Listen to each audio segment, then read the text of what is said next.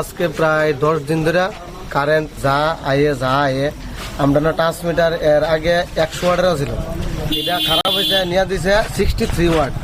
তো যে জায়গার মধ্যে পরিষেবা লাগবে আপনার 100 ওয়াটের কারেন্টের ইলেকট্রিক পরিষেবা, এই জায়গা দিছে 63, যার কারণে আমরা প্রায় 800 ফ্যামিলি না কারেন্টের কোনো কিছু পাইতেছে না। এই আজকে বুধ 4-5 দিন ধরে কারেন্ট নাই। তা আমরা প্রতিশ্রুতি দিয়েছিল একটু স্যারে দিয়েছিল যে আমরা ট্রান্সমিটারটা চেঞ্জ করে দিব। আজকে 3-4 দিন আগে দিছে, আজ পর্যন্ত কোনো না যোগাযোগ না কোনো কিছু, যার কারণে আজকে আমরা পশ্চিম লোকমিল এলাকাবাসী সবাই মিলে ইলেকট্রিক অফিসে তালা লাগাইছি।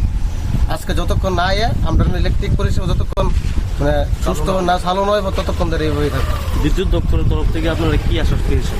আশা দিচ্ছে যে আজকে তো 3 দিন আগে তো দিছে, যে এই জায়গা থেকে দেখে আইছে যে আলাদা ফেস করে দিব, দিয়ে সেটা পুরোটা চালু করে দিব।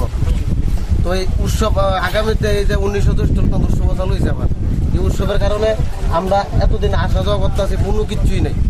আজকে যার কারণে আমরা বাধ্য হয়ে এলাকাবাসী সবাই মিলে ইলেকট্রিক অফিস তালা দিছি। এই দোয়া আইতেছে না। এটা কোন অফিস? এটা লাগে অফিস টিলা কারেন্টের অফিস পালপাড়া। অফিস নেই, টাইম চলছে, কিন্তু এখন টাইম চলছে মোটামুটি প্রায় 1টা বাজে, এসডি অফিসে নাই।